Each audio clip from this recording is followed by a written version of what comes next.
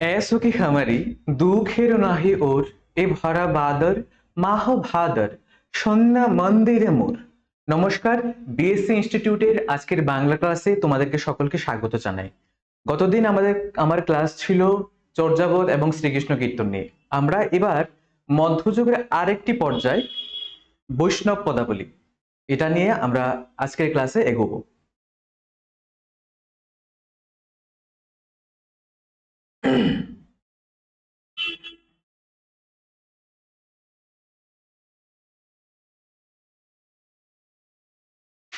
আদি যুগের প্রথম নিদর্শনে আমরা দশম থেকে দ্বাদশের মধ্যে দেখেছিলাম যে চর্যাপদ ছিল। তারপরে আমরা আলোক চৈতন্য যুগ, পঞ্চদশ শতাব্দীর মধ্যে আমরা আরেকটা জিনিস পেয়েছিলাম, বা আলোক চৈতন্য যুগ বা প্রাক চৈতন্য যুগের মধ্যে আমরা কি পেয়েছিলাম? শ্রীকৃষ্ণ কীর্তন। এবং শ্রীকৃষ্ণ কীর্তনের পরে যেই সাহিত্য নিদর্শনটি আসে সেটি হলো অবশ্যই বৈষ্ণব পদাবলী। বাংলা সাহিত্যকে সুদূর প্রসারিত নিয়ে যেতে যে একটি সাহিত্য সাহায্য করেছে সেটি আর যাই হোক, অবশ্যই বৈষ্ণব পদাবলী।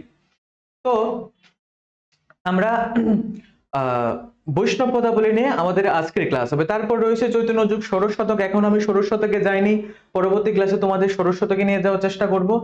চৈতন্য যুগ রয়েছে। তারপর ষোড়শ শতকের মধ্যে কিছু ভাগ রয়েছে, যেরকম গদ্য সাহিত্যের প্রবর্তী পর্ব, রবীন্দ্র যুগ, রবীন্দ্রত্ব যুগ, এগুলো নিয়ে আমরা পরে আলোচনা করব। আমাদের আজকের বিষয় হলো বৈষ্ণব পদাবলী।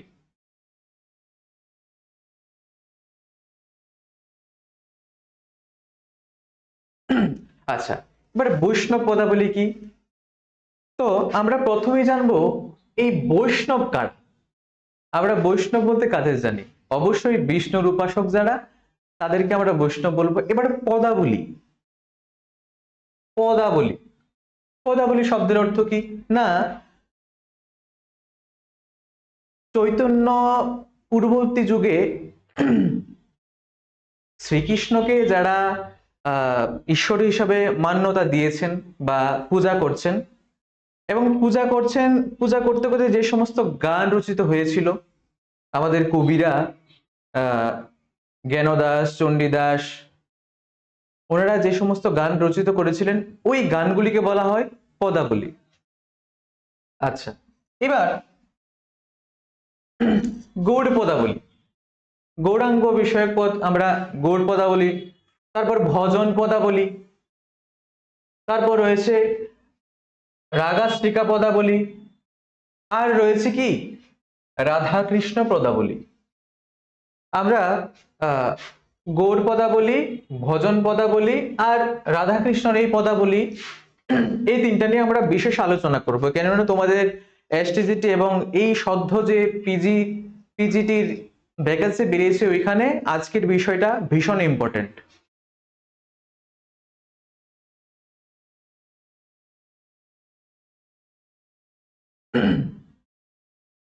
আচ্ছা,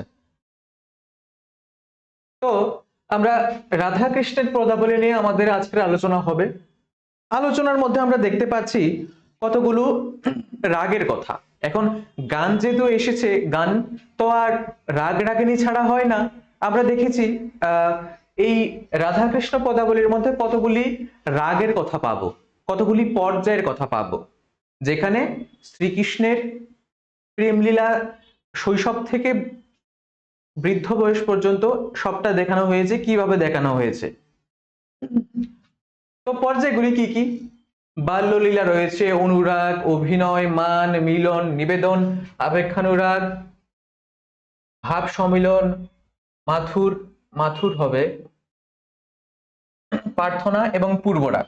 বিশেষ করে পূর্বরাগ, অনুরাগ, অভিসার, মিলন, মান, এই চার পাঁচটি পর্যায় বিশেষ করে খুব ইম্পর্টেন্ট। এগুলা থেকে পরীক্ষার মধ্যে দেখা গেছে বিগত কয়েক বছর ধরে এখান থেকে প্রশ্ন আসছে। তার পাশাপাশি আমি সব এই পর্যায় থেকে প্রশ্ন রাখার চেষ্টা করেছি, যেটা তোমাদের অবশ্যই উপকারিতা হবে। এবার আমরা আর কথা না বাড়িয়ে আমরা সরাসরি প্রশ্নের দিকে চলে যাচ্ছি।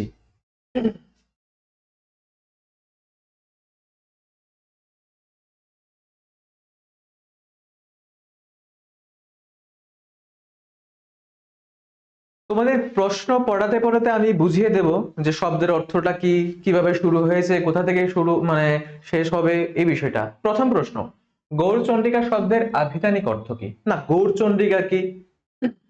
এবার এই গৌড়চন্ডিকা শব্দের অর্থ হলো, মনে করো আহ একটা ধুন, একটা টিউন বাজছে, ওই টিউনটা শুনে মানে আমরা বুঝতে পারবো যে এখন কোন পর্যায়ের গান বাজানো হবে, মাথুর পর্যায়ের গান বাজানো হবে নাকি অভিসার পর্যায়ের গান বাজানো হবে। তো গৌড়চন্ডিকার শব্দের আবিধানিক অর্থ হলো ভূমিকা। ঠিক আছে, এবার বৈষ্ণব পদাবলীর পদ শব্দটির অর্থ কি? যে কথাটা আমি প্রথমে বলেছিলাম, বৈষ্ণব পদাবলীর পদ শব্দটির অর্থ হলো কবিতা বা সঙ্গীত। তারপরের প্রশ্ন, বৈষ্ণব পদাবলীর প্রথম পদকর্তাকে? ভীষণ ইম্পর্টেন্ট একটা প্রশ্ন। বৈষ্ণব পদাবলীর প্রথম পদকর্তা হলেন জয়দেব। তার গীত গোবিন্দম কাব্যটি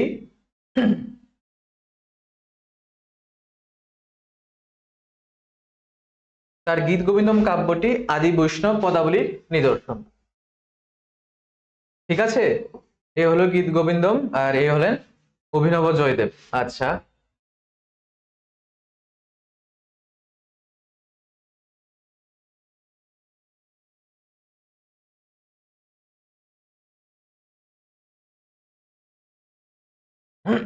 বৈষ্ণব পদাবলী প্রধানত কয়টি ভাষায় লেখা?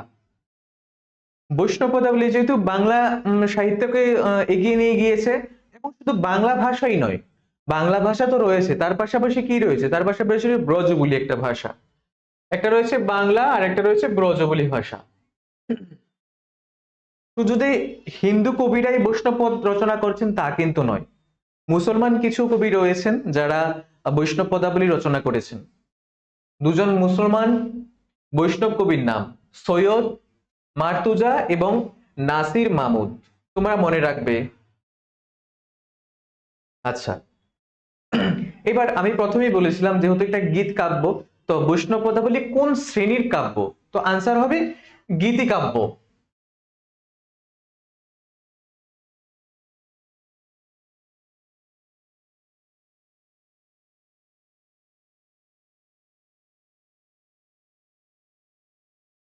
বৈষ্ণব পদাবলী কি? বৈষ্ণব পদাবলী হলো বৈষ্ণব ধর্মভিত্তিক সাম্প্রদায়িক গীতিকাব্য। মধ্যযুগে বৈষ্ণব সাধকগণ রাধাকৃষ্ণের ও চৈতন্যদেবের লীলা বৈচিত্র্য অবলম্বন করে বৈষ্ণব ধর্মভিত্তিক যে বিশেষ এক ধরনের গীতিকাব্য রচনা করেছিলেন, তাকেই সাধারণভাবে বৈষ্ণব পদাবলী বলা হয়। তো তোমরা বুঝতে পারলে যে বৈষ্ণব পদাবলী হলো আহ মধ্যযুগে এক ধরনের গীতিকাব্য, যেখানে কি রয়েছে, যেখানে রাধা কৃষ্ণের এবং চৈতন্যদেবের লীলা বৈচিত্র্য অবলম্বন করে এটা রচিত। ঠিক আছে, তারপরে প্রশ্ন, বৈষ্ণব পদাবলী রচনার সময়কাল নির্দেশ করো।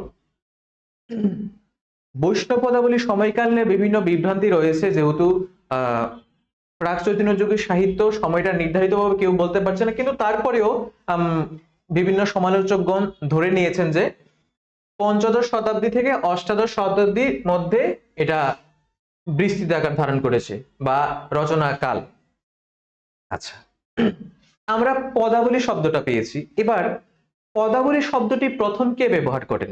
পদ বা গানের সংকলন অর্থে পদাবলী শব্দটি প্রথম ব্যবহার করেন জয়দেব।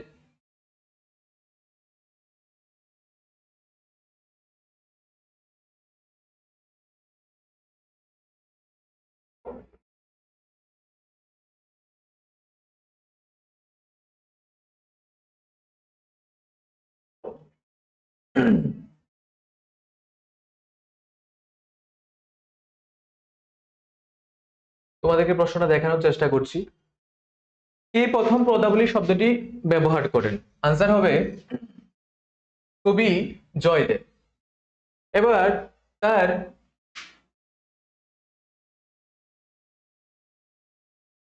গীত গোবিন্দম, গীত গোবিন্দমের মধ্যে এটা আহ এবং মধুর কোমলকান্ত পদাবলী শ্লোকে এই পদাবলী শব্দটি উনি প্রথম ব্যবহার করেছিলেন। ঠিক আছে,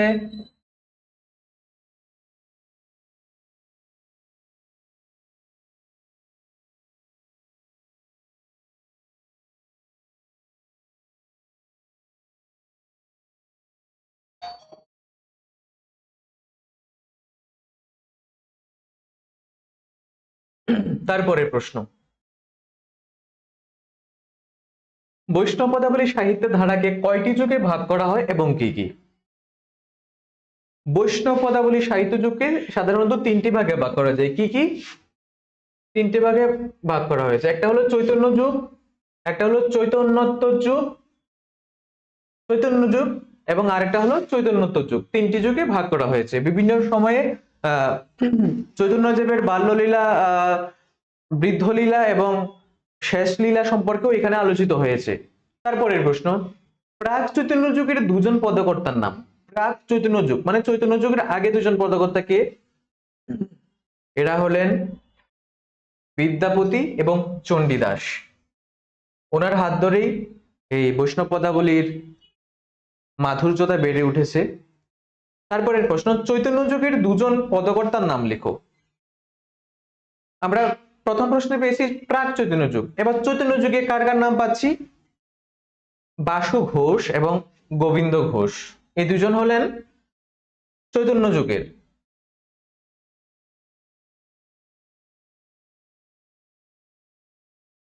তারপরে পাচ্ছি চৈতন্যোত্তর যুগের দুজন পদকর্তার নাম গোবিন্দ দাস এবং জ্ঞান দাস। ঠিক আছে? আচ্ছা,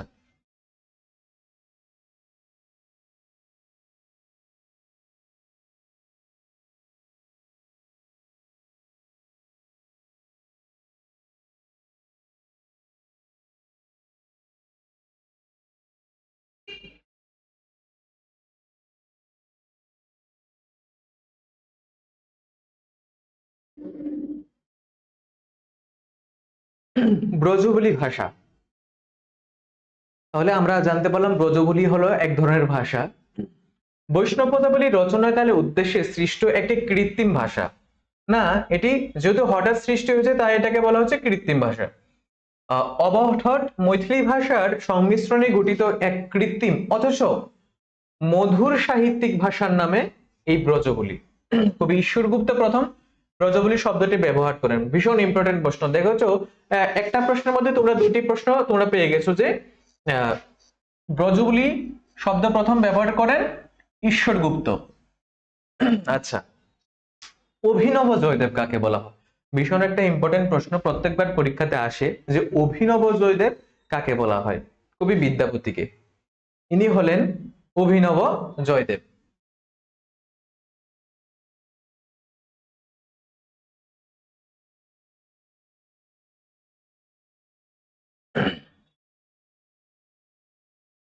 তারপরের প্রশ্ন, রসমঞ্জরি গ্রন্থের সংকলক কে? পীতাম্বর দাস। আচ্ছা, প্রথম চৈতন্য বিষয়ক বাংলা পদ কে লেখেন? প্রথম চৈতন্য বিষয়ক বাংলা পদ লেখেন মুরারি গুপ্ত। ভীষণ ইম্পর্টেন্ট একটা প্রশ্ন। তারপরের প্রশ্ন হলো, সনাতন গোস্বামীর কয়েকটি গ্রন্থের নাম লেখো। হরিভক্তি বিলাস এবং বৈষ্ণব তোষণী ইত্যাদি। হরিভক্তি বিলাস প্রশ্ন আসতে পারে, গ্রন্থটি কে রচনা করেছিলেন?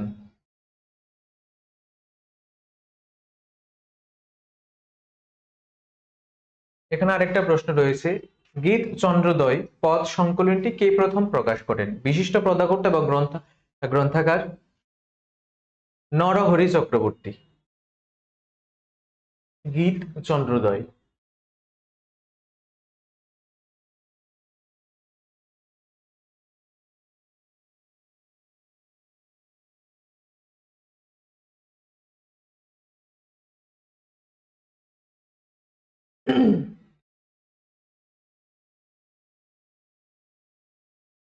আচ্ছা, পদকল্পতরু বৈষ্ণব পদ সংকলন গ্রন্থটি প্রকৃত নাম কি?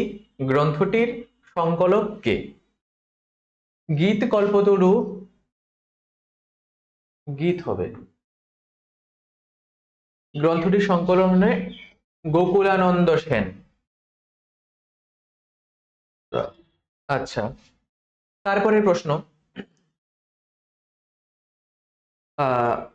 পদকল্পতরু গ্রন্থের কতজন পদকর্তার স্থান পেয়েছে?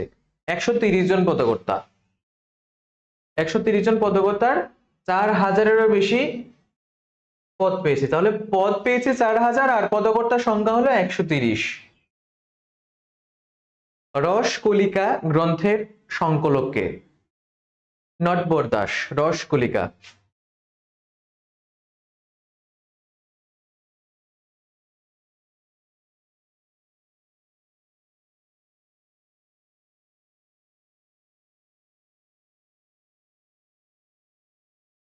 আরেকটা প্রশ্ন রয়েছে, পদরত্নাকর গ্রন্থের সংকলক কে? কমলাকান্ত দাস। ভীষণ একটা ইম্পর্টেন্ট প্রশ্ন। পদরত্নাকর গ্রন্থ।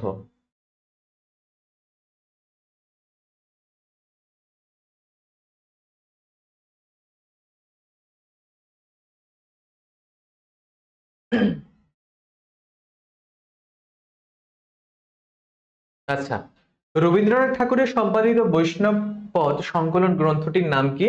বৈষ্ণব সহযোগী সম্পাদক কে? আচ্ছা, পদরত্নাবলী। এই পদরত্নাবলী এই পদরত্নাবলী হলে আহ রবীন্দ্রনাথ ঠাকুর সংকলিত একটি বৈষ্ণব গ্রন্থ, রচনা হয়েছে 1292 বঙ্গাব্দে। সহযোগী সম্পাদক ছিলেন শ্রী শ্রীশচন্দ্র মজুমদার। আচ্ছা, তারপরে প্রশ্ন, আদি বৈষ্ণব কবি কাকে বলা হয়? এটা তোমরা আগে একটা প্রশ্ন পেয়েছো, কবি জয়দেবকে। জয়দেব একটি অসামান্য একটি গ্রন্থ লিখেছিলেন, নাম কি? গীত গোবিন্দম। প্রশ্ন আসতে পারে গীত গোবিন্দমের রচয়িতা কে? মৈথিলীর কোকিল কাকে বলা হয়? মিথিলার বিশিষ্ট কবি বিদ্যাপতি। বিদ্যাপতিকে বলা হয় মৈথিলীর কোকিল।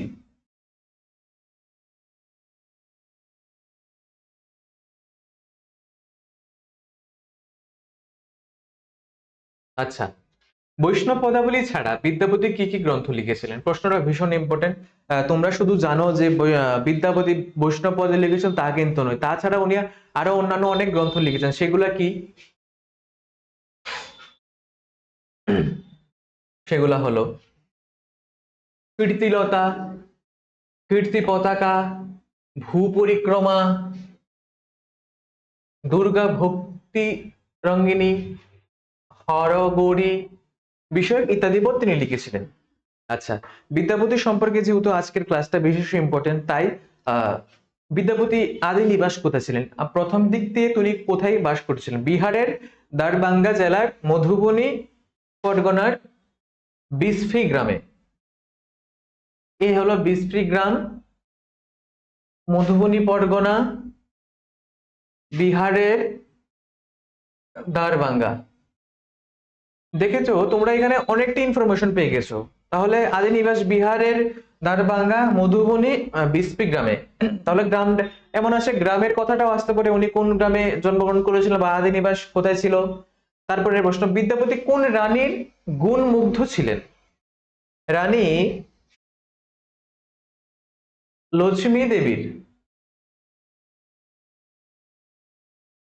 তারপরের প্রশ্ন, দ্বিতীয় বিদ্যাপতি কাকে বলা হয়? গোবিন্দ দাস। দ্বিতীয় বিদ্যাপতি হলেন গোবিন্দ দাস। ঠিক আছে, তাহলে প্রথম বিদ্যাপতি তো বিদ্যাপতি, এবং দ্বিতীয় বিদ্যাপতি কাকে বলা হয়? গোবিন্দ দাসকে।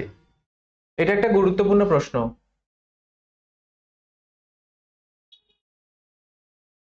এবার দ্বিতীয় বিদ্যাপতি গেল, এবার ছোট বিদ্যাপতিকে আমরা জানি। ছোট বিদ্যাপতিকে বৈষ্ণব পদাবতা কবি রঞ্জন। তাহলে ছোট বিদ্যাপতি হলেন কবি রঞ্জন। বড়ুচণ্ডী দাসের নিবাস কোথায়? ইনি কোন দেবীর উপাসক ছিলেন? আচ্ছা, এটা আমরা প্রথমের ক্লাস করা থেকে তোমাকে এই আনসারটা দেওয়া হয়েছে। বাঁকুড়া জেলার ছাতনা গ্রামে উনি জন্মগ্রহণ করেন, বাসুলি দেবতার উপাসক ছিলেন। বাসুলি এখানে দন্তাস্য হবে। আচ্ছা, পদাবলীর চণ্ডীদাসের নিবাস কোথায়?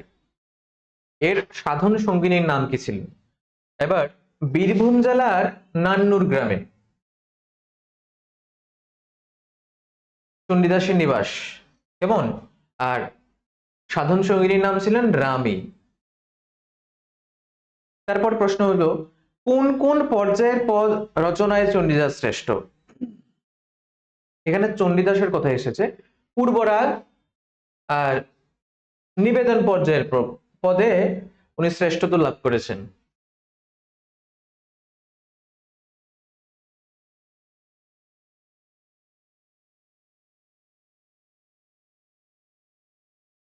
আচ্ছা, রাধা নামের প্রথম উল্লেখ কোথায় আছে? হাল এর গাদ সপ্তশতী গ্রন্থে।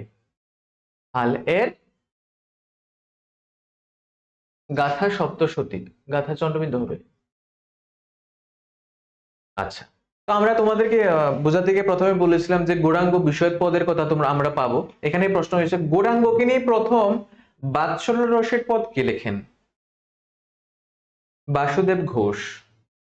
বাসুদেব ঘোষ গৌরাঙ্গকে নিয়ে চৈতন্য যুগে গৌরাঙ্গকে নিয়ে এই বাৎসল্য রস প্রথম লিখেছিলেন। বিদ্যাপতিকে, তারপরের প্রশ্ন, বিদ্যাপতিকে কবি সার্বভৌম উপাধি কে দেন? শঙ্করী প্রসাদ বসু কবি সার্বভৌম উপাধি দিয়েছিলেন, শঙ্করী প্রসাদ বসু।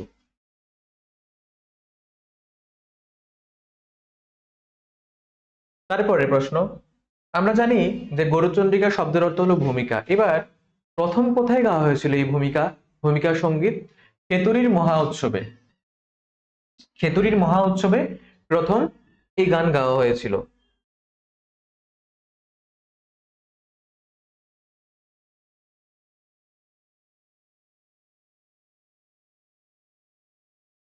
আচ্ছা, তারপরের প্রশ্ন, শ্রী গৌরাঙ্গ কার কাছে কৃষ্ণ মন্দির দীক্ষিত নেন? ঈশ্বরপুরীর কাছে। ঈশ্বরপুরীর কাছে তিনি দীক্ষিত হন। বিদ্যাপতি কার সভাকবি ছিলেন? ভীষণ একটা ইম্পর্টেন্ট প্রশ্ন আমরা পেয়েছি।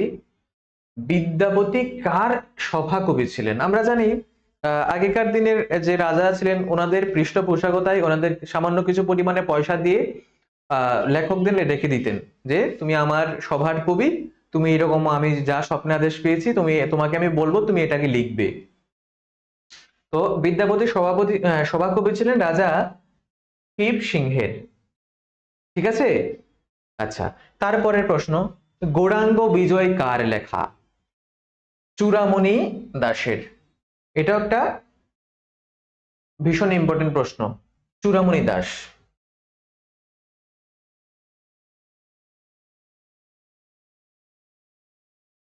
এবার গোবিন্দ দাসকে কবিরাজ উপাধি কে দিয়েছিলেন? গোবিন্দ দাসকে কবিরাজ উপাধি দিয়েছিলেন শ্রীজীব গোস্বামী। ঠিক আছে, তোমরা মনে রাখবে।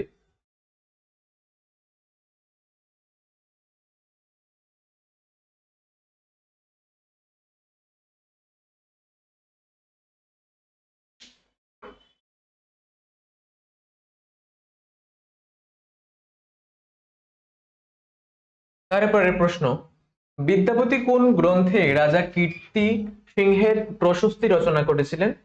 কীর্তিলতা গ্রন্থে। আমরা পেয়েছিলাম যে বিদ্যাপতির অন্যান্য গ্রন্থের মধ্যে, এবার আমরা পেয়েছি যে এবার কীর্তিলতা গ্রন্থের মধ্যে উনি কি করেছিলেন? রাজা কীর্তি সিংহের প্রশস্তি রচনা করেছিলেন। তারপরের প্রশ্ন, বিদ্যাপতি কোন রাজবংশের পৃষ্ঠপোষক ছিলেন? মিথিলার কামেশ্বর বংশের। কামেশ্বর বংশের পৃষ্ঠপোষকতায় ছিলেন। তারপরের প্রশ্ন, গোবিন্দ দাস কার কাছে দীক্ষা নিয়েছিলেন? গোবিন্দ দাস কার কাছে দীক্ষা নিয়েছিলেন? শ্রীনিবাস আচার্যের কাছে।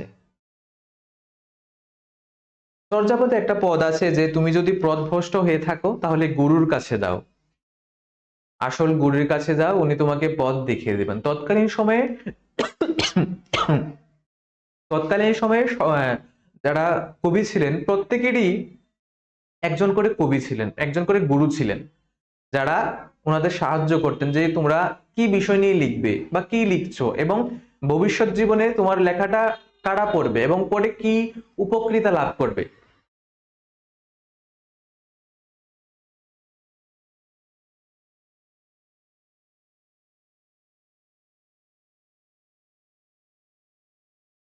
এবার গোবিন্দ দাস কোন পর্যায়ের পদে শ্রেষ্ঠত্ব লাভ করেছিলেন? গৌড়চন্ডিকা, যেটা দিয়ে শুরু হয়। তারপরে অভিসার, তারপর মান।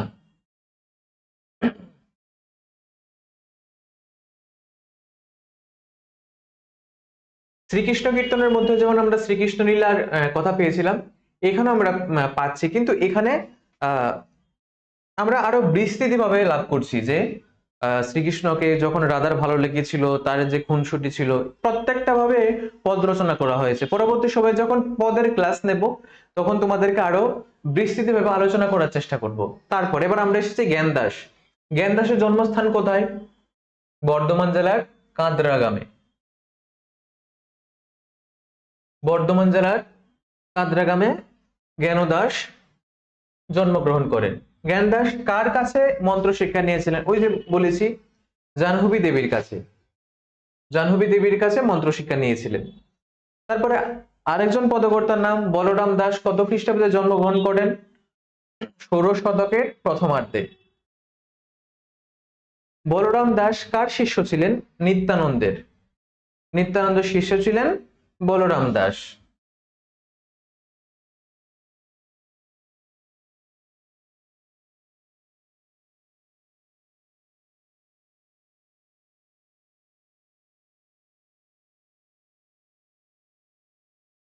আচ্ছা, এবার কোন পর্যায়ের পদে পদ রচনায় বলরাম দাস অসাধারণ নৈপুণ্য দেখিয়েছিলেন? বাৎসল্য রসের পদ রচনায়। বিভিন্ন বিভিন্ন কবিরা আহ কেউ কেউ অভিসারে, কেউ কেউ মাথরে, কেউ কেউ পূর্ব রাগে তাদের শ্রেষ্ঠত্ব কৃতিত্ব লাভ করেছিলেন, যার মধ্যে বলরাম দাস বাৎসল্য রসের পদ রচনা করেছিলেন। মনে রাখার একটা ট্রিক্স আছে যে ব দিয়ে বলরাম, ব দিয়ে বাৎসল্য। তারপর বিদ্যাপতি কোন কোন পর্যায়ের পদ রচনায় শ্রেষ্ঠত্ব অর্জন করেছিলেন? এই হলেন এমন একজন ব্যক্তি, এই যে বিদ্যাপতি, উনি প্রায় অধিকাংশ পদে শ্রেষ্ঠত্ব লাভ করেছিলেন। প্রথমত এই যে মিলন, মিলন পর্যায়ের পদ, মাথুর পর্যায়, ভাব সম্মেলন, প্রার্থনা পর্যায় ইত্যাদি পদ রচনায় শ্রেষ্ঠত্ব অর্জন করেছিলেন। কেউ কেউ একটা বা দুটো, কিন্তু বিদ্যাপতি সব থেকে বেশি। এবার ব্রজবলি শব্দটি কে প্রথম ব্যবহার করেন? এটা আমরা আগেও প্রশ্নপত্রে পেয়েছি, ঈশ্বরগুপ্ত। কোন ধরনের পদে বিদ্যাপতি আত্মবিশ্লেষণ করেছেন? এবার প্রার্থনা বিষয়ক পদে উনি আত্মবিশ্লেষণ করেছেন। এই যে ওনারা এই যে রাধা কৃষ্ণকে স্মরণ করে এই সমস্ত পদ লিখেছেন, এত এত সুন্দর ভাবনা কিভাবে এসেছে? না, খুব গভীর থেকে যখন লেখা আসে। আমার কলেজের একজন শিক্ষক মহাশয় আমাকে বলেছিলেন যে বিদ্যাপতি হয়তো বা কাউকে ভালোবাসতেন, ঠিক রকম ভাবে ওনার ভালোবাসাটাকে রূপ দিতে নাকি এই বৈষ্ণব পদের মধ্যে এই প্রভাবটা পড়েছে। নয়তোবা কাউকে ভালো না বাসলে এত সুন্দর তো পদ রচনা করা যায় না। ঠিক আছে, আমরা তারপরের প্রশ্নে যাচ্ছি।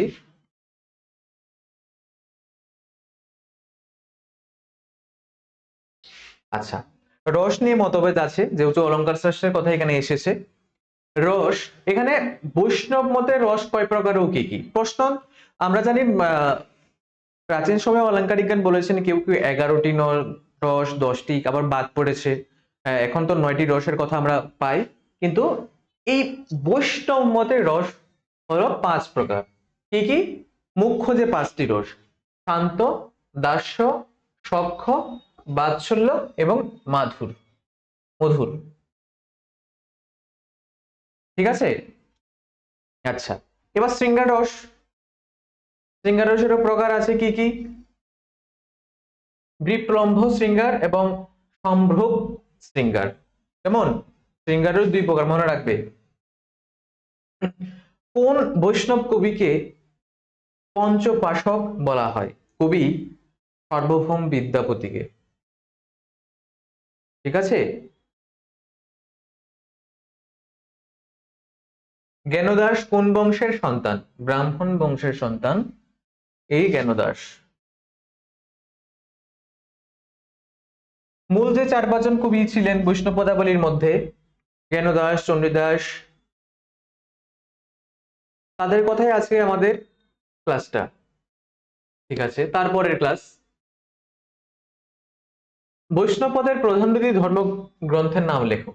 বিষ্ণু পুরাণ এবং ভগবত পুরাণ। এই প্রশ্নটা ভীষণ ইম্পর্টেন্ট। বৈষ্ণব বৈষ্ণববাদের প্রধান দুটি ধর্ম, ভগবত পুরাণ এবং বিষ্ণু পুরাণ। এগুলা নিয়েও আমার ক্লাস থাকবে পরবর্তী সময়ে। আচ্ছা, ব্রজবুলি ভাষায় কে প্রথম পদ রচনা করেছিলেন? ব্রজবুলি ভাষায় শ্রেষ্ঠত্ব অর্জন করেছিলেন বিদ্যাপতি, বাট ব্রজবুলি ভাষায় প্রথম পদ রচনা করেছিলেন যশোরাজ খান। এবার তারপরে প্রশ্ন, বৈষ্ণব পদের মধ্যে শ্রেষ্ঠ রস কোনটি? আমরা মধুর রসকে শ্রেষ্ঠ বলে গণ্য করা হয়েছে।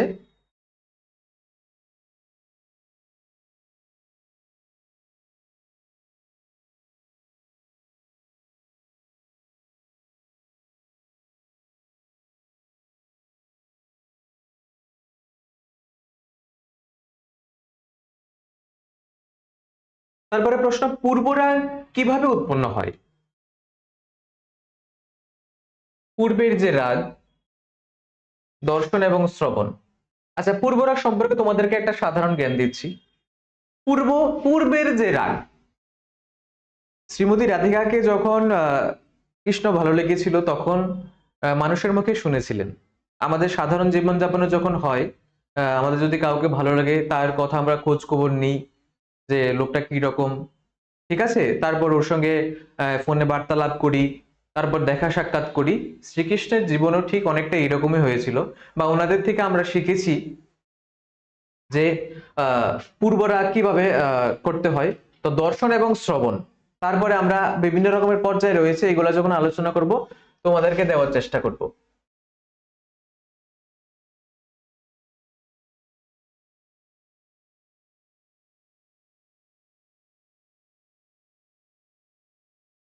আচ্ছা, An Introduction to the Mithili Language of North Bihar নামক গ্রন্থটি কার লেখা?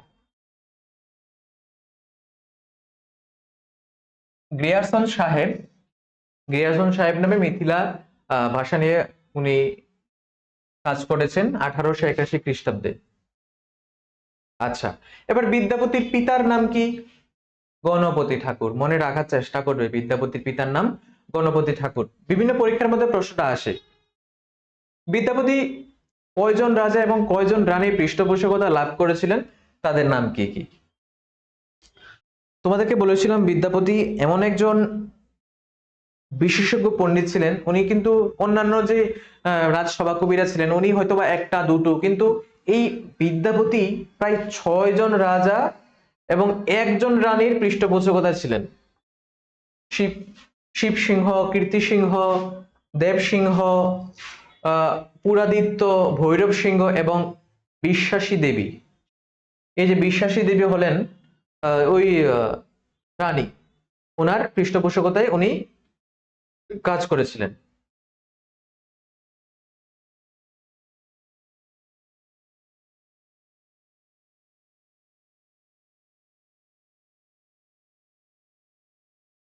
এটা একটা গুরুত্বপূর্ণ প্রশ্ন। বৈষ্ণব পদাবলী ছাড়া বিদ্যাপতি আর কি কি গ্রন্থ রচনা করেছিলেন? প্রকাশকাল উল্লেখ করো এবং লিখো। তোমরা এটা চাইলে স্ক্রিনশট নিয়ে রাখতে পারো। ভূ পরিক্রমা, কীর্তিলতা, পুরুষ পরীক্ষা, কীর্তি পতাকা, লিখনাবলী, শৈব সর্বসহার, গঙ্গা বাক গঙ্গা বাক্যবলী, বিভাগাসার, দানবা কাবলী, দুর্গা ভক্তি তরঙ্গিনী। এখানে প্রকাশকাল রয়েছে, তোমরা এটা স্ক্রিনশট নিয়ে রাখতে পারো। বিভিন্ন পরীক্ষার মধ্যে এখান থেকে প্রশ্ন আসে।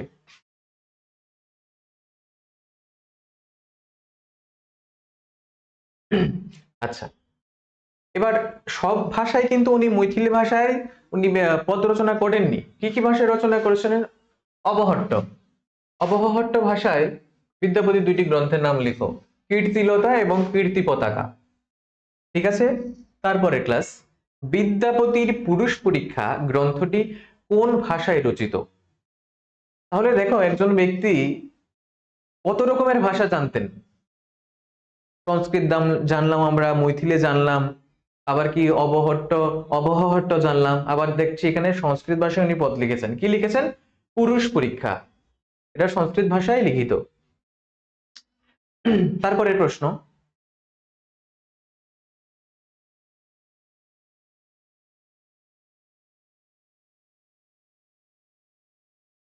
কি কি? ভক্তি রসামৃত সিন্ধু গ্রন্থটি কে কত খ্রিস্টাব্দে রচনা করেন? গ্রন্থটিতে মোট কত শ্লোক আছে? গ্রন্থটি কয়ভাবে বিভক্ত এবং কি কি? প্রত্যেকটি বিভাগের নাম বলো। আচ্ছা,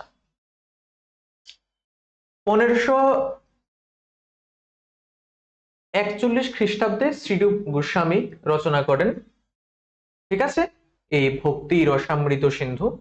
গ্রন্থটিতে 2141টি শ্লোক আছে। গ্রন্থটিকে 4 ভাগে ভাগ করা হয়েছে, কি কি? পূর্ব দক্ষিণ নাম অনুসারে, পূর্ব দক্ষিণ উত্তর দক্ষিণ, পূর্ব দক্ষিণ পশ্চিম উত্তর। আচ্ছা, তারপরে প্রশ্ন, আমরা জানি চৈতন্য জ্ঞানদাস চৈতন্যোত্তর বাংলা সাহিত্যের অন্যতম একজন কবি, পড়ার শুরুতে গিয়ে কথাটা বলেছিলাম। এবার জ্ঞানদাস কোথায় জন্মগ্রহণ করেন? পশ্চিমবঙ্গের বর্ধমান জেলার কাটোয়াড়া 16 শতাব্দীতে, মানে 1600 খ্রিস্টাব্দে উনি জন্মগ্রহণ করেন পশ্চিমবঙ্গের বর্ধমান জেলার। প্রশ্ন এখানে এটাই আসতে পারে যে জ্ঞানদাস কোন কলকাতার কোন জেলায় জন্মগ্রহণ করেন? আনসার হবে বর্ধমান। আচ্ছা, জ্ঞানদাস কোন সময় জন্মগ্রহণ করেন? এটা নিয়ে 16 শতাব্দীতে অনেকে বলেছে, 1530 আনুমানিক নিয়ে অনেকে বলতে পারে। তারপর আবার প্রশ্ন দিয়েছে যে জ্ঞানদাস কোন সময়ের কবি? চৈতন্যোত্তর যুগের 16 শতাব্দীর কবি। এই প্রশ্নটা জানি, এই প্রশ্নটা আর এই প্রশ্ন অনেকটা সেম।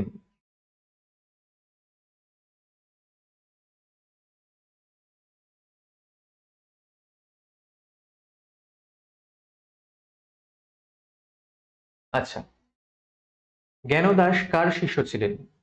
বৈষ্ণবগুরু নিত্যানন্দের পত্নী জাহ্নবী দেবীর শিষ্য ছিলেন এই জ্ঞানদাস, ঠিক আছে। এবার জ্ঞানদাসের পদ সংখ্যা কত? পদকল্পতরুতে জ্ঞানদাসের ভূমিকায় পাওয়া যায় পদের সংখ্যা 186টি। কেমন? আচ্ছা, এবার কোন পর্যায়ের পদে জ্ঞানদাস শ্রেষ্ঠ? আপেক্ষানুরাগ, ঠিক আছে। জ্ঞানদাস গেল, চণ্ডীদাস গেল, এবার আসি গোবিন্দ দাসের পালায়।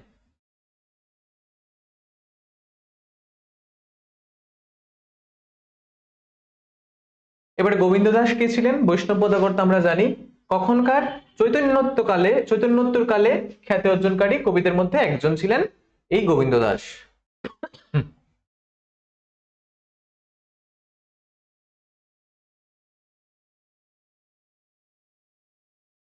তারপরের প্রশ্ন, গোবিন্দ দাস কোথায় জন্মগ্রহণ করেন?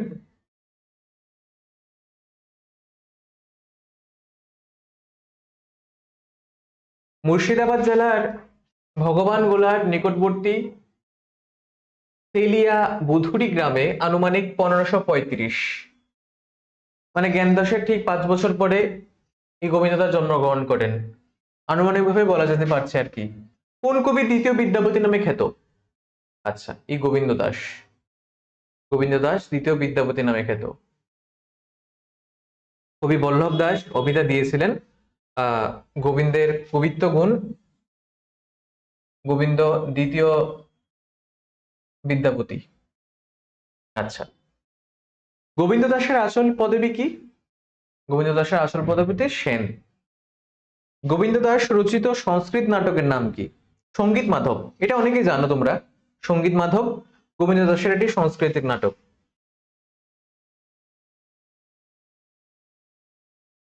তাহলে আমরা দেখতে পাচ্ছি যে পদকর্তারা ছিলেন, ওনারা কিন্তু কেবল একটি ভাষাতেই ওনাদের জ্ঞান ছিল কিন্তু তা নয়, ওনারা বিভিন্ন রকমের ভাষা জানতেন। এবার গোবিন্দ দাস কোন পর্যায়ের পদকর্তা? আচ্ছা,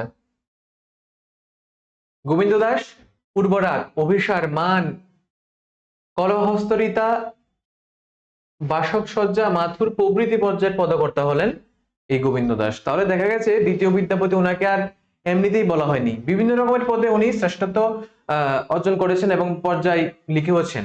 এবার কোন পর্যায়ে গোবিন্দ দাস শ্রেষ্ঠত্ব অর্জন করেছেন এটা আমরা জানবো। অভিসার পর্যায়ের পদে গোবিন্দ দাস শ্রেষ্ঠ। সমালোচকদের মতে রাজাধিকার অভিসার পর্যায়ের পদে নাকি গোবিন্দ দাস শ্রেষ্ঠত্ব অর্জন করেছিলেন।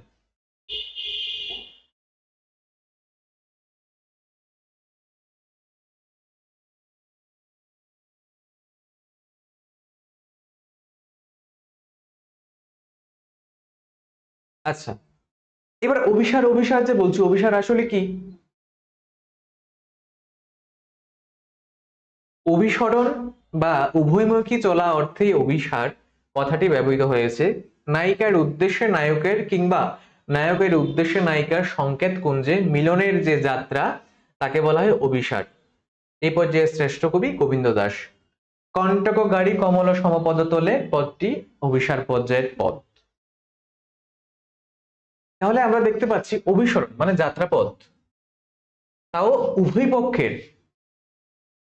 আবার অভিসার কথাটি ব্যবহৃত হয়েছে নায়িকার উদ্দেশ্যে মানে নায়কের উদ্দেশ্যে নায়কের এবং নায়িকার নায়িকার উদ্দেশ্যে নায়কের আর নায়কের উদ্দেশ্যে নায়িকার সংকেত কুঞ্জে মিলন যাত্রা তাকে অভিসার বলা হয়। এই পর্যায়ে শ্রেষ্ঠ কবি গোবিন্দ দাস। একটি পদের নাম হলো কণ্টক গাড়ি কমল সমপদ তোলে, এটি একটি অভিসার পর্যায়ের পদ।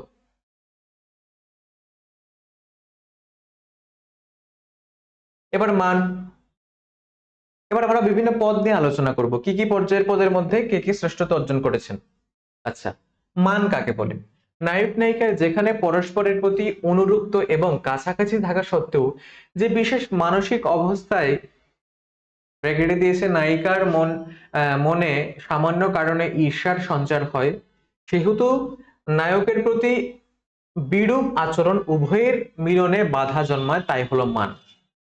অনেকে বলে না মান করেছে, এই মান হলো নায়কের প্রতি নায়িকার অথবা নায়িকার প্রতি নায়কের। আচ্ছা, এবার মাথুর।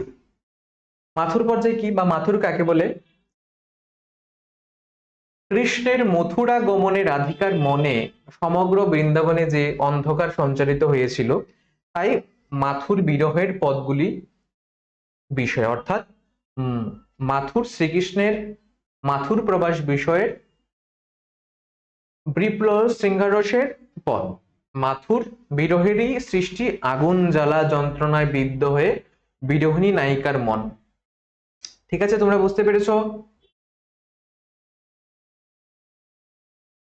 শ্রীকৃষ্ণ যখন মথুরায় চলে যাচ্ছেন, তখন নায়িকা শ্রীমতী রাধিকার মন যন্ত্রণায় একদম ছটফট করছিল।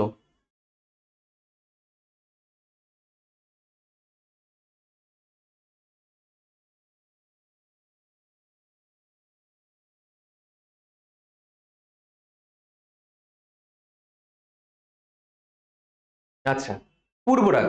পূর্বের যে রাগ কাকে বলে, শ্রেষ্ঠ কবিকে?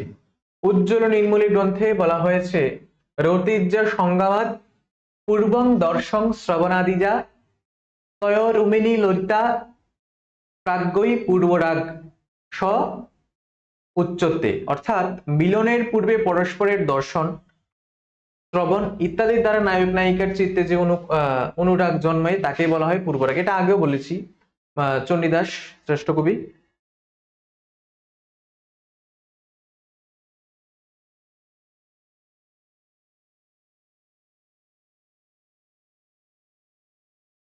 আচ্ছা, তারপরে প্রশ্ন, দানকিলি কুমুদি নাটকের রচয়িতাকে?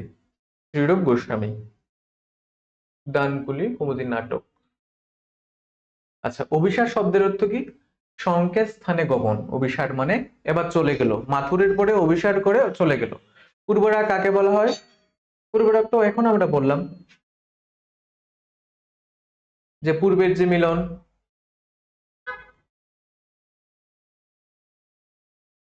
আচ্ছা, এখানে একটু বিষয় জানার আছে।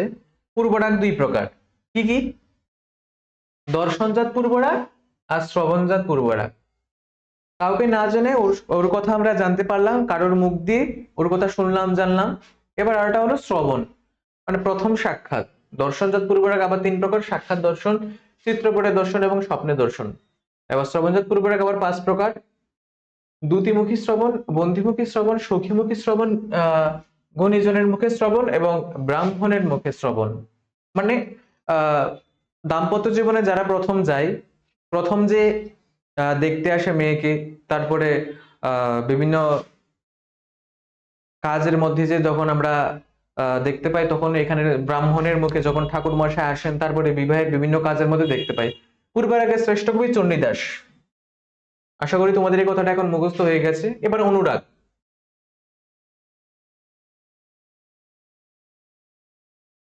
শ্রীরূপ গোস্বামী তার উজ্জ্বলমণি গ্রন্থে সংজ্ঞা দিয়েছেন, সাধানুভূতিমপি য কুর্যা ন বনং প্রিয়ম রাগো ভবন ভবম সোহাগানুরাগ ইতির যতে। অর্থাৎ যে রাগ নিত্য নবায়মান হয়ে সর্বদা অনুভূত, প্রিয়জনকেও নতুন নতুন ভাবে অনুভব করিয়ে প্রীতি মুহূর্তে প্রেমকে নবীনতা দান করে, তাকে বলা হয় অনুরাগ। এবার ভালোবাসা হয়েছে, কিন্তু তারপর আরো একটু ভালোবাসা, আরো একটু আদর, আরো একটু যত্ন, তাকে বলা হয় অনুরাগ। এবার অনুরাগের 4টি লক্ষণ আছে। কি কি? পরস্পরী ভাব, ঠিক আছে, প্রেম বৈচিত্র্য, অপ্রাণিতেও জন্মানের ভর সংকট, কি বলেছে,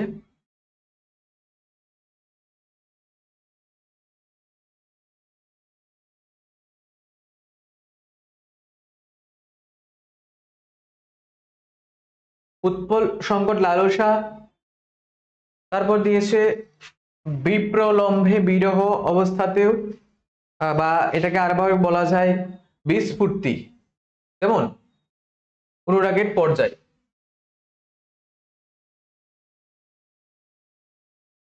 এবার অনুরাগ পর্যায়ের শ্রেষ্ঠ কবি জ্ঞানদাস। পীতাম্বর দাশের রসমঞ্জরি গ্রন্থের কয় প্রকার অভিসারের কথা বলা হয়েছে? কি কি? পীতাম্বর দাশের রসমঞ্জরি গ্রন্থে। তাহলে এখানে একটা প্রশ্ন পেয়ে গেছি, প্রশ্নের মধ্যে আবার প্রশ্ন পাওয়া যায়। পীতাম্বর দাশের একটি গ্রন্থের নাম লেখো, রসমঞ্জরি, বা রসমঞ্জরি গ্রন্থটি কে লিখেছেন? পীতাম্বর দাস। 8 প্রকার দিয়েছে: জ্যোৎস্নি, তামসী, বর্ষা, দিবা, উচ্ছটিকা, তীর্থযাত্রা, উন্মত্তা এবং সঞ্চরা। অভিসার পর্যায়ে শ্রেষ্ঠ কবি গোবিন্দ দাস। ঠিক আছে, তাহলে অনুরাগ পর্যায়ে শ্রেষ্ঠ কবি জ্ঞান দাস পেলাম, অভিসার পর্যায়ে শ্রেষ্ঠ পদ গোবিন্দ দাস পেলাম। তোমাদেরকে একটা প্রশ্ন করছি, যে মাথুর পর্যায়ে শ্রেষ্ঠ কবি কে? অবশ্যই কমেন্টে জানাবে।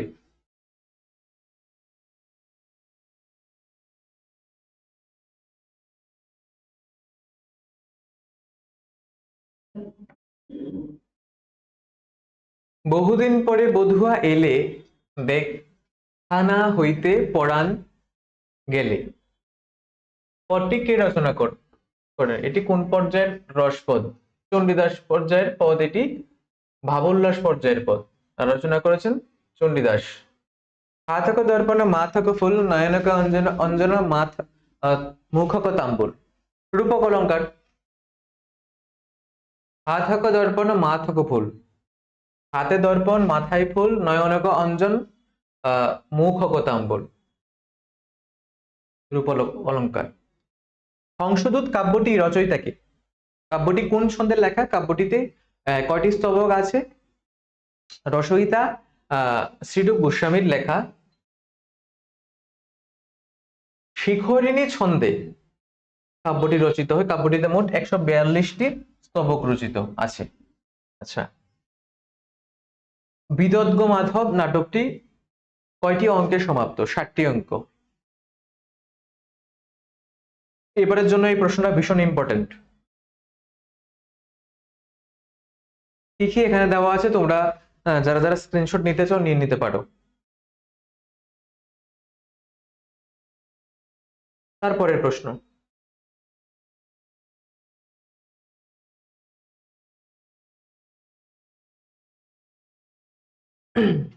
আচ্ছা, পরমানন্দ সেনের পিতার নাম কি? শিবানন্দ সেন।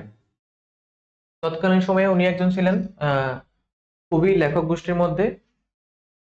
কে কে কে কোন গ্রন্থে বৃন্দাবন দাসকে চৈতন্য লীলার ব্যাস বলে উল্লেখ করেন? কবি কৃষ্ণ দাস কবিরাজ তার চৈতন্য চরিতামৃত গ্রন্থে বৃন্দাবন দাসকে তারপরে বিপ্রলম্ভ প্রবাস কয় প্রকার ও কি কি? দুই প্রকার, একদম একটা হলো নিকট, একটা দূর, এটা সবাই জানো তোমরা। সর্ববৃহৎ বৈষ্ণব সংকলন গ্রন্থটির নাম কি? গ্রন্থটিতে কয়টি পদের সংকলন আছে? সংকলক কে? বিশেষ ইম্পর্টেন্ট একটি প্রশ্ন। পদামৃত সমুদ্র, ঠিক আছে, পদামৃত সমুদ্র। পদের সংখ্যা 781, সরি 741। এবার সংকলক হলেন রাধামোহন ঠাকুর। বিশেষ ইম্পর্টেন্ট একটা প্রশ্ন এটা।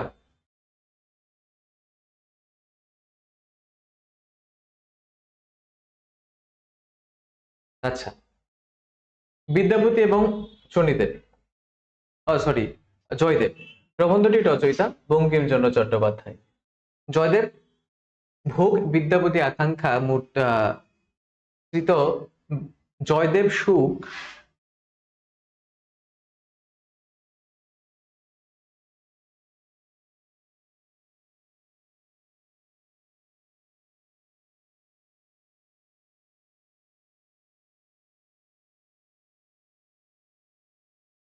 এটা কোটেশন পড়ছি।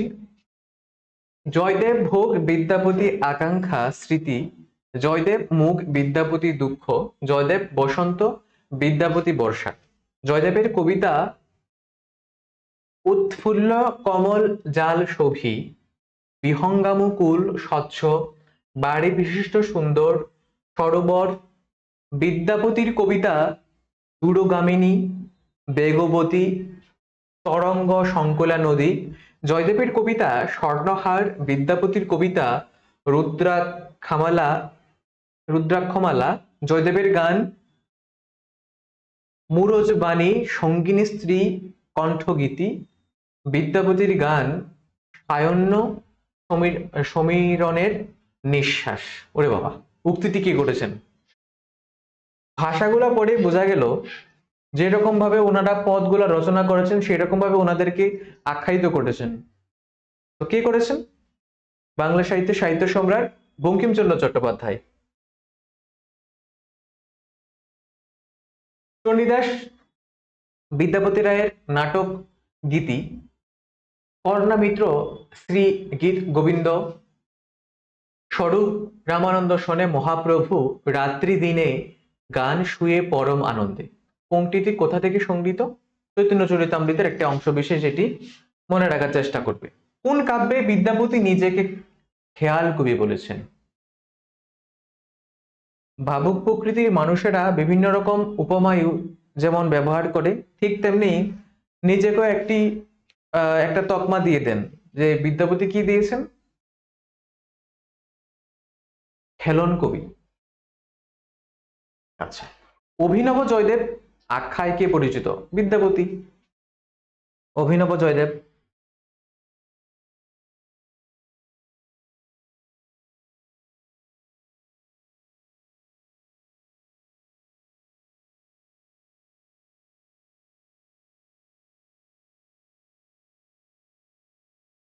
আচ্ছা, ছোট বিদ্যাপতি কোন শতাব্দীর কবি? ছোট বিদ্যাপতিকে এই সবেমাত্র পড়ালাম, তোমরা কমেন্ট করো। সপ্তদশ শতাব্দীর ছোট বিদ্যাপতিকে। আমরা দ্বিতীয় বিদ্যাপতি পেলাম, প্রথম বিদ্যাপতি পেলাম এবং ছোট বিদ্যাপতিও পেলাম। তোমরা অবশ্যই কমেন্ট বক্সে জানাবে। মথুরা বৃন্দাবনের স্থানীয় মানুষের ভাষার নাম কি? ব্রজ ভাষা। বিদ্যাপতিকে কবি সার্বভৌম উপাধি ভূষিত করেছেন শ্রী শঙ্কর শঙ্করী প্রসাদ বসু, এটা আগেও পড়েছি। ষোড়শ শতাব্দীর পদাবলী সাহিত্য গ্রন্থটির রচয়িতাকে? বিমান বিহারী মজুমদার।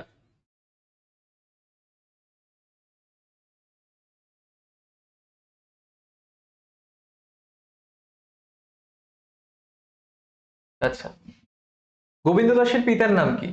চিরঞ্জীবী সেন। গোবিন্দ দাসের মাতা মোহের নাম কি? দামোদর সেন। গোবিন্দ দাস কোথায় জন্মগ্রহণ করেছিলেন? শ্রীখণ্ড। ঠিক আছে, এবার গোবিন্দ দাস সম্পর্কে আমাদের একটু জানার ছিল, আমরা জেনে নিলাম। আমরা চলে যাই পরবর্তী প্রশ্নে।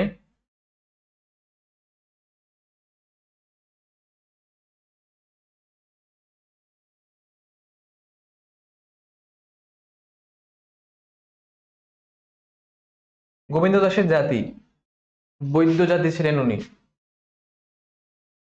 ঠিক আছে।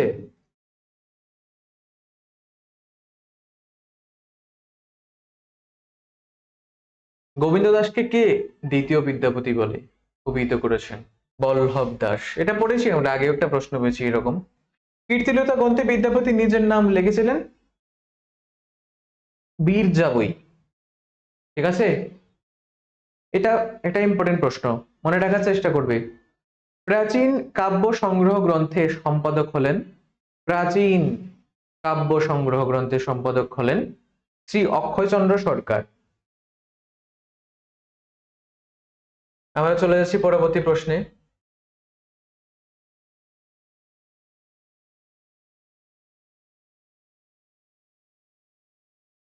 আচ্ছা, গৌড়াঙ্গ বিষয়ক পদ প্রথম কে রচনা করেন?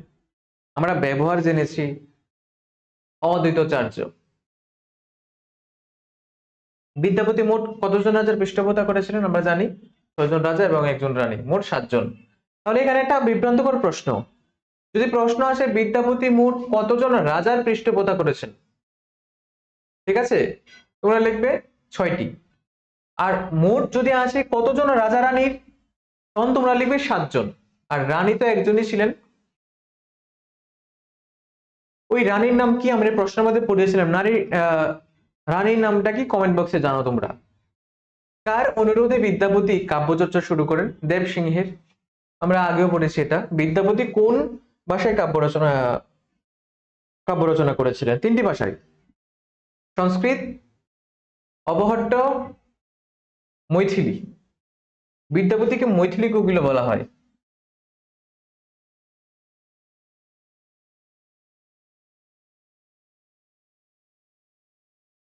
বিদ্যাপতি তার অধিকাংশ পদাবলী কোন রাজার রাজসভায় থাকাকালীন রচনা করেন? শিবসিংহ। অধিকাংশ পদাবলী শিবসিংহের রাজপ্রাসাদে এই পদগুলি রচনা করেছিলেন। বিদ্যাপতির কোন সংস্কৃত গ্রন্থের প্রভাব আজও বর্তমান? দুর্গা ভক্তি তরঙ্গিনী। আজও মানে বর্তমান যুগে এর প্রভাব রয়েছে। পরবর্তী সময়ে এইসব বিষয় নিয়ে আমি অবশ্যই ক্লাস দেওয়ার চেষ্টা করব তোমাদের। বিদ্যাপতি গোষ্ঠী এই বইটি, বিদ্যাপতি গোষ্ঠী এই বইটি কার লেখা? সুকুমার সেন। এটা তোমরা অনেকে জানো। এবার ব্রজবুলি ভাষা কি? ব্রজবুলি ভাষা নিয়ে আমরা প্রথমে একটা আলোচনা করেছিলাম। মৈথিলি ভাষার সঙ্গে বাংলা ভাষার মিশ্রণে গড়ে ওঠা এক শ্রুতিমধুর কৃত্রিম ভাষা হলো ব্রজবুলি। তোমাদের অন্যান্য পরীক্ষার মধ্যে প্রশ্ন আসতে পারে যে একটা কৃত্রিম ভাষার নাম লেখো, তোমরা মৈথিলি ভাষা লিখতে পারো, মানে সরি দুঃখিত, ব্রজবুলি ভাষা।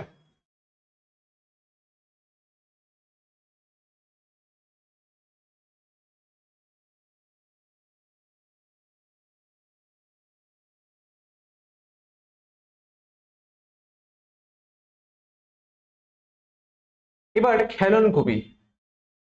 কীর্তিলতাতে গ্রন্থে বিদ্যাপতি ওনাকে নিজেকে খেলন কবি বলেছেন। বিদ্যাপতিকে অভিনব জয়দেব শিবসিংহ বলেছেন। আর কতবার বলবো, আশা করি এতক্ষণ তোমাদের মুখস্থ হয়ে গেছে। বিদ্যাপতিকে বিদ্যাপতিকে মৈথিলি কোকিল আখ্যায়িত করেন কে? রাজকৃষ্ণ মুখোপাধ্যায়। পরীক্ষাতে এখন আর এই প্রশ্নটা আসবো না যে মৈথিলি কোকিল কাকে বলা হয়, বিদ্যাপতিকে সবাই জানে, কিন্তু কে আখ্যায়িত করেছেন? রাজকৃষ্ণ মুখোপাধ্যায়। বিশেষ একটা ইম্পর্টেন্ট প্রশ্ন, মনে রাখার চেষ্টা করবে, এটা পরীক্ষাতে আসে। বিদ্যাপতি ভক্ত নহেন, কবি গোবিন্দ দাসের যত বড় কবি ততোধিক ভক্ত। মন্তব্যটি কার? রবীন্দ্রনাথ ঠাকুর। রবীন্দ্রনাথ ঠাকুর এমন একজন ব্যক্তিত্বের অধিকারী, উনি সব জায়গাতে ওনার কথা আসেই। আচ্ছা, আজকে শেষ প্রশ্ন। বিদ্যাপতিকে পঞ্চপাশক হিন্দু বলে কে প্রচার করেন? আচ্ছা, হরপ্রসাদ শাস্ত্রী মহাশয়। এটা একটা বিশেষ গুরুত্বপূর্ণ প্রশ্ন। তোমাদের পরবর্তী সময়ে যদি আরো কিছু প্রশ্নের প্রয়োজন পড়ে তোমরা অবশ্যই আমাকে জানাবে। আমি পরবর্তী সময়ে এটা নিয়ে ক্লাস দেওয়ার চেষ্টা করব।